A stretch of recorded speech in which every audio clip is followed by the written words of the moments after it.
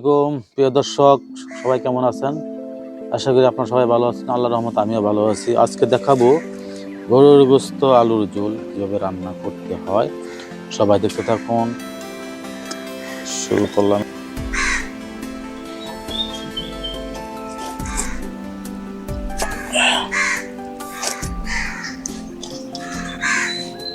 মাংস কাটা ফেললাম।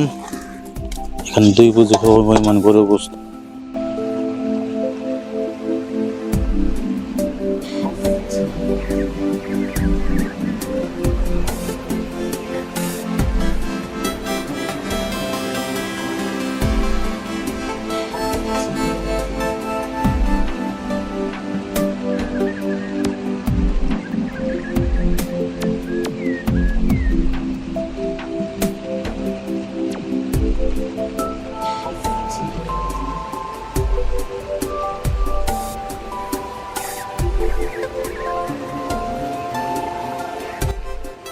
এখন 1 বাটি পেঁয়াজ কাটলাম 2 কেজি গরুর গোশতের জন্য।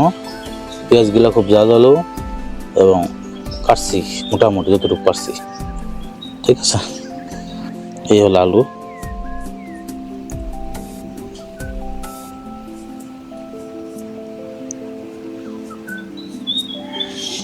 দয়া করে সবাই একটু আমার চ্যানেলটা সাবস্ক্রাইব করে দিন ভাই। অনেক কষ্ট করে ভিডিও বানাই তো আপনাদের জন্য। যদি ভাই দয়া করে আপনি একটু সাবস্ক্রাইব করে দেন, একটু দেখেন, তাহলে আমার এই ভিডিও বানানো সার্থক।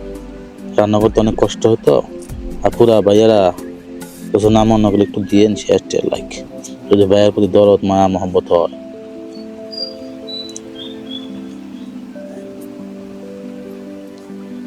ঠিক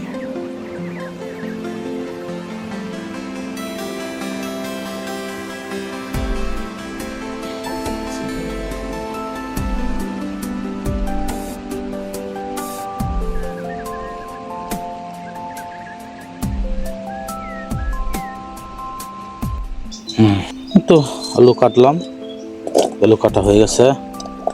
এখন গরুর গোশত আর আলু নিয়ে যাব ধোয়ার জন্য। গরুর গোশত পছন্দ করে ধুইতে হবে। ধোয়ার পরে গরুর গোশত একটু টাটকা, 2টা ফলন দিতে হবে।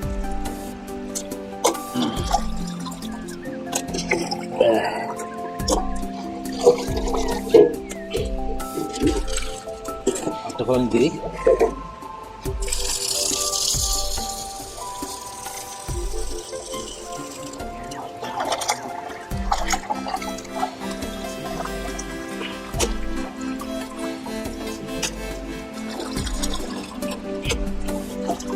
মোটামুটি ভালো করে দিতে হইব। 2টা দিয়ে দিতে পারবো।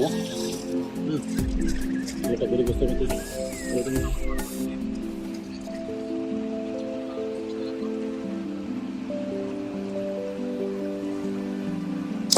গরুর গোশত রান্না করার জন্য যে পাত্রটা নির্বাচন করবেন, এই পাত্রটার মধ্যে গরুর গোশত এবং আলু একসাথে রাখতে হবে। তো এখানে দিয়ে দিলাম আমি স্বাদ মতন আমার লবণ।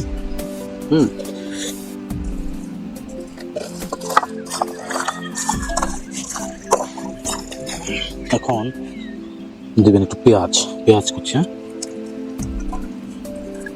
এই তো দিলাম পেঁয়াজ। মাংসের মধ্যে মাংসটা একটু নাড়াচাড়া করতে হবে। এটা একবারে মাখা রয়েছে ধনিয়ার গুঁড়ো না।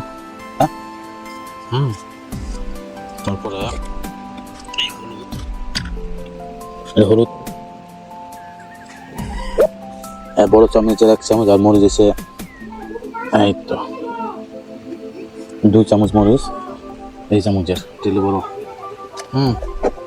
এই আদা দেওয়ার জন্য, এই যে আদা 2 চামচ দিলে লাগে যতটুকু লাগে। এই হলো রসুন কাচিনি। এই হলো একটু মুখটা ফাটিয়ে দিলে সবচেয়ে সুন্দর হয়। এই হলো এই হলো এই পাতা।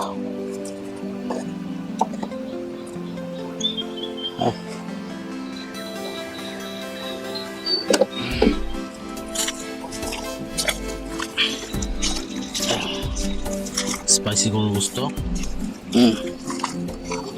এর গোশত ভালো করে হাত দিয়ে মাখায় নিতে দিই। সুন্দর করে মালা মেনি করতে।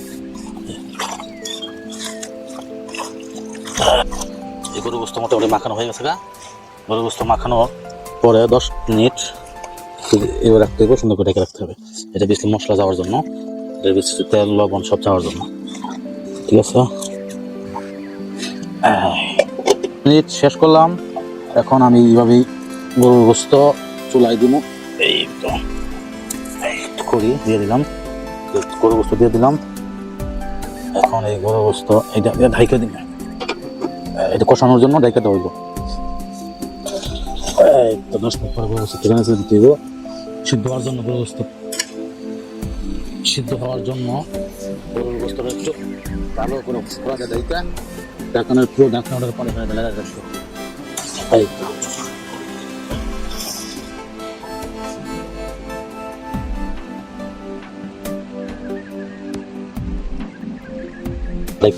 এই তো গরু গোস্ত কষানো শেষ। এই দেখেন গরু গোস্ত এখন তেল তো বেরিয়ে গেছে, পানি শুকায়।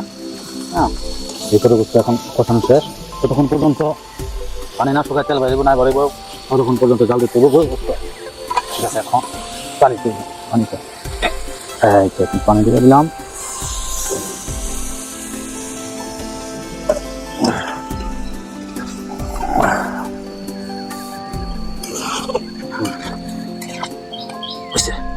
প্রিয় দর্শক, মোটামুটি রান্না শেষ করে ফেললাম, আর সর্বোচ্চ 2 মিনিট লাগবে। এই হলো আমার গরুর গোস্ত। এটা রসুন দেওয়া হয়েছে এখানে। হ্যাঁ, গরুর গোস্ত স্বাদ এবং টেস্টের জন্য 2টা রসুন দেওয়া হয়েছে।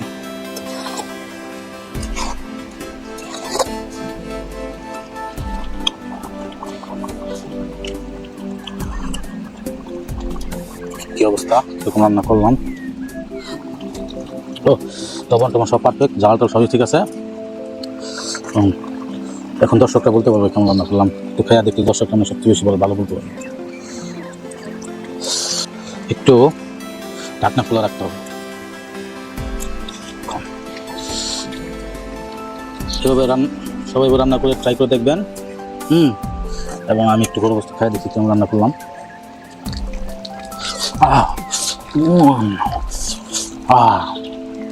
খুব টেস্ট, খুব মজা, খুব স্বাদ। ওকে, সবাই ভালো থাকবেন এবং গরু রান্না করে সবাই খাই দেখবেন। আল্লাহ হাফেজ।